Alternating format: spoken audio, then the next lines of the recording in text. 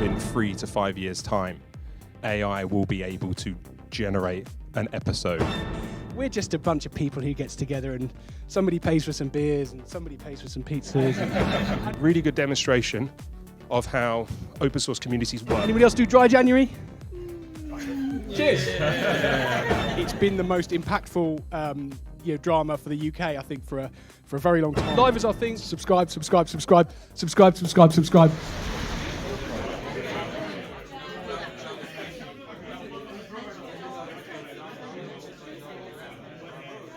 Welcome to Cloud Native Media. What number is it? 12.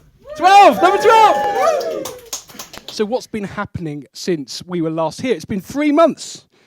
Everyone, 3 months since we did this game show, and actually we were also absolutely exhausted after doing this game show and setting everything up and having all these cameras and everything else that we just needed to take a little break. So thank you very much for that. And I did Dry January. Anybody else do Dry January? Cheers. We're not going to be voting on any amendments tonight, just in case anyone was worried. We're not getting into any of that. So what have we got coming up? Actually, thinking about it, we've got John, who's going to talk about AV1, which is apparently a codec that's going to rule them all. And we've got Victory, who's going to talk about S3 batching, which is a quite exciting new feature, I think, for AWS S3. So we can see a demo of that later. So what is Cloud Native Media? Who are we? What's the point? We are an informal group. We don't ask you for membership. We don't want you to sign up to anything. We don't take your personal data and do anything nasty with it. We're just a bunch of people who gets together and somebody pays for some beers and somebody pays for some pizzas and yeah. And Akiva give us a venue and we just kind of get together and do stuff. So it's totally informal. There is no constitution. There is no structure. But we do have a code of conduct, which we'll come to. What's cloud? Cloud is computing infrastructure dynamically defined and controlled by software. That's my definition. I think people like it, but we're always discussing about what these things mean. What's cloud native? It's all about trying to use the cloud for things that you wouldn't otherwise be able to do, I think is the summary of all of this stuff. There is no point in just using the cloud in the same way you would use anything else, because you might as well keep doing what you were doing before. Why do we run these events? Why do we run Cloud Native Media? It's about collaboration, because we can't all know everything. It's about getting some media people, some cloud people, some technical people, some non-technical people, lots of different people together with different skills and different experience to share their knowledge and have a better understanding of the world. Lightning talks. We've got a lightning talk tonight. Somebody's going to do a lightning talk a bit later. But you can follow the link on cnm.live. Also up there if you forget it. You can fill in a form if you want to do a talk, lightning talk or otherwise. We'd be very, very pleased to hear some more lightning talks. I think we've got one lined up for next month, and be really good if you're interested in doing that. Code of conduct. It's a serious thing. I will leave you a moment to read it. Thank you very much. Organisers, we should update this photo, shouldn't we? Really should. Yeah. Really should. Every time I go, Yeah, we should update these photos. It's like the sweaty one. Yeah.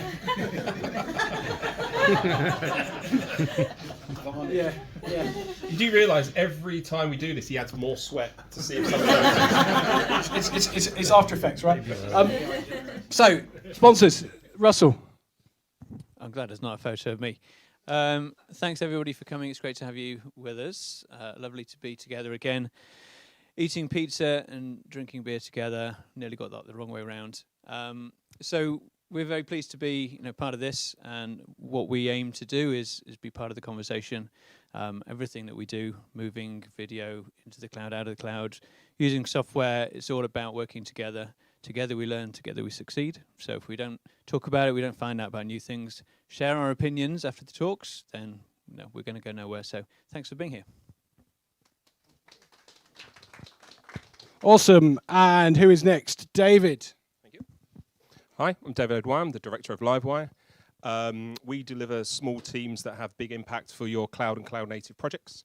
So if anyone's interested in augmenting or increasing the velocity of any projects they have ongoing, feel free to talk to me after this. Thanks very much. Awesome.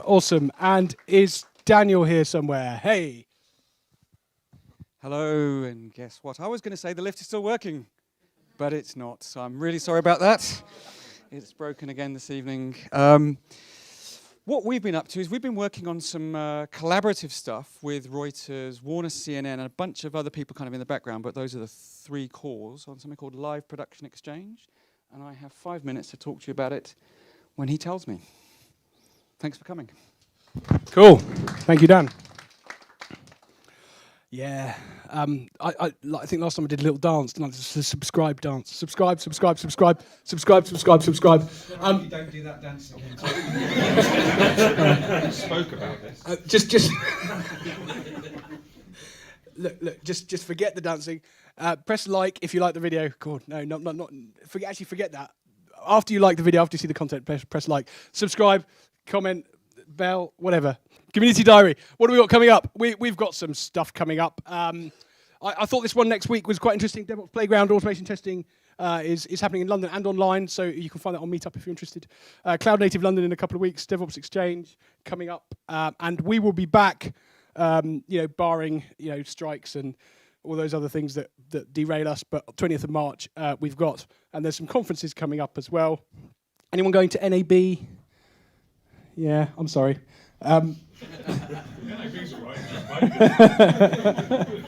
MPTS, of course, as well. So we have been a little bit more organised than usual, and we have set a diary of dates for Cloud Native Media all for the rest of the year. I'm looking forward to strikes and other world events completely derailing this, but nevertheless, they're there. So please, take a photo, or it'll be in the video, obviously. And if you want to put those dates in your diary, please go right ahead. We could put them on the website. That's a clever idea. Thank you. Thank you for that. I like that. So what's been happening in the world? News. ITV versus the Post Office. I mean, I've got a couple of slides about the whole Horizon saga, but I think the first one is really just to say, what a great job ITV did with this drama. I mean, honestly, it's been the most impactful drama for the UK, I think, for a very long time. Everybody was talking about it, and it really does demonstrate what being a public broadcaster is all about. So I think hats off to ITV there. Have we got anyone from ITV in? But kind of, yeah. But yeah, great work. I just put the channel to air. yeah. Just kind of. Yeah, kind of, yeah. All right, okay. Great work from ITV. But of course, we had this horrible situation with Fujitsu and this horrible idea that computer systems are infallible in law. I mean, did you read about this? So these poor postmasters had to prove that the broken system was broken. I mean, absolutely mind-boggling. There's an IT story there about known error logs and all of those other things going on. And then, actually, it was Computer Weekly who were well ahead of the game. And the date on this, by the way, 2009. So these guys were on top of it way before the rest of the world. So really, again, hats off to them too. Because that was a great job. What else is happening? Freely revealed their UI, so they're going to bring satellite terrestrial streaming all into one EPG that's going to look a bit like that, apparently, and they're due to launch fairly soon. So, we got anyone from Freely in or working with them? No, we have had before, but it's an interesting project. We'll be interested to see how it pans out, what the devices look like. But yes, we have a general round of woes in UK TV due to the ad slowdown. Obviously, with interest rates up, there's less cash sloshing about, and everybody's feeling a little bit tight at the moment. So Channel 4 obviously doing massive cutbacks, and Beck 2 saying a lot about freelancers really struggling to find work.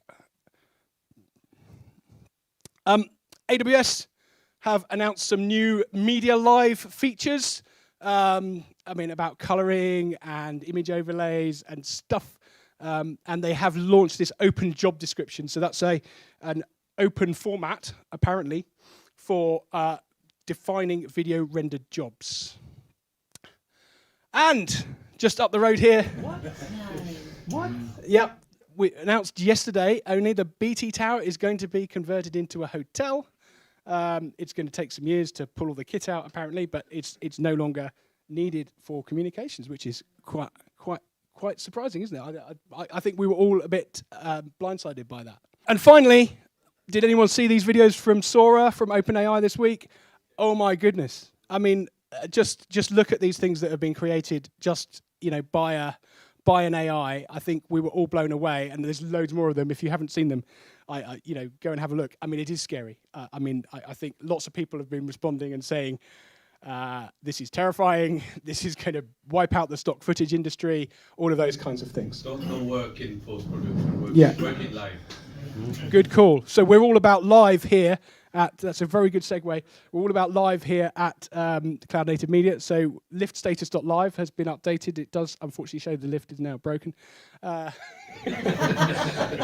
Please go to liftstatus.live. Yes. But we so live is our thing. We did the game show. We're obviously live on YouTube tonight.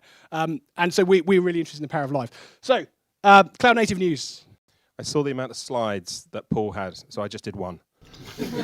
I was like, he's going to feel something. Actually, there's one other thing that you missed that was out today on the BBC, which was the director of Slow Horses was in an article saying how he believes, he was talking to a committee, and he was saying that he believes that within 3 to 5 years' time, AI will be able to generate an episode of a soap.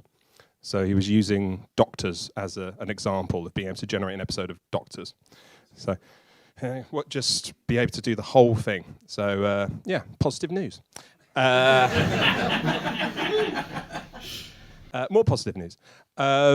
This is it's interesting because on one side we have an acquisition, so we're seeing this positive thing. On the other, we have a company shutting down. But ultimately, both of these bring risks to the open source community or open source tooling that they provide. So on one hand, we have Cisco acquires Isovalent.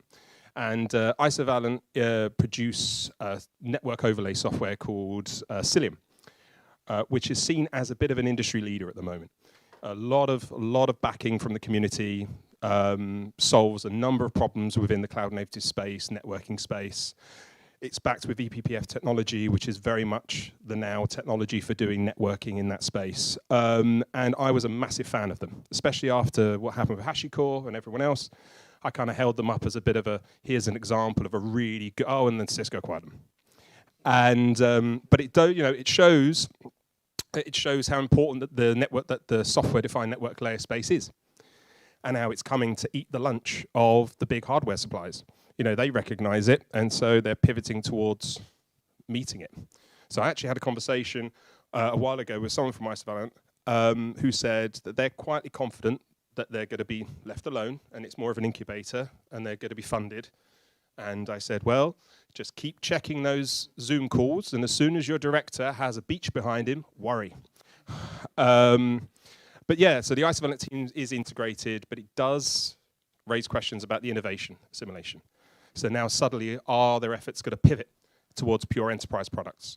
Whereas leading into this, they were just pushing out lots of new open source technology, lots of different types of riffs on ePPF, lots of different practical implementations. Do they have a solid sort of financial model to support them that will allow them to do that, or will they have to pivot hard into enterprise tooling? It kind of reminds me a little bit of, it doesn't rhyme, I can't remember their name, Heptio, where they got bought by VMware. And reminds me how everyone was thinking, are they going to continue their tooling? And now they're fully integrated, and their tooling is very much part of their enterprise offering. So it highlights the move of the industry, consolidation, potentially stifling smaller incremental innovations. So that's one concern. The other one is Weaveworks. Very much a very early company within the cloud native, especially within London. They've been very prominent for a number of years. Lots of very talented people work there. And unfortunately, they've announced closure. So essentially, the funding ran out, that they weren't able to monetize sufficiently. Their revenue was spiky. There was going to be an acquisition, but it fell through. But actually, surprisingly, bear with me, I see this as a positive demonstration of open source, in that vast majority of those people are going to walk into jobs tomorrow, or have. You see them on Twitter and everyone else. They've been swallowed up by a number of other open source companies. A lot of the prominent tooling, Weaveworks could have just kept that for themselves. They open sourced everything. All of their enterprise tooling, everything. They released it, which is excellent. And the core maintainers of a number of key pieces of technology that they maintained got brought into other companies and paid to maintain that technology further. So I think it was a really, again, unfortunate for Weaveworks, but a really good demonstration of how open source communities work and how we don't lose these innovation or this software just because the founding company goes under. So yeah, that's my news for today. Thank you very much. Awesome. Thanks, David. Sharing live video between organizations is currently a complicated matter that requires a load of conversation. But what if there was an API that could exchange data between different systems about what each video is, what the technical standards are, and how to access it? Dan Lynch has got news of an initiative to do just that. Watch his video now. And don't forget to subscribe for more.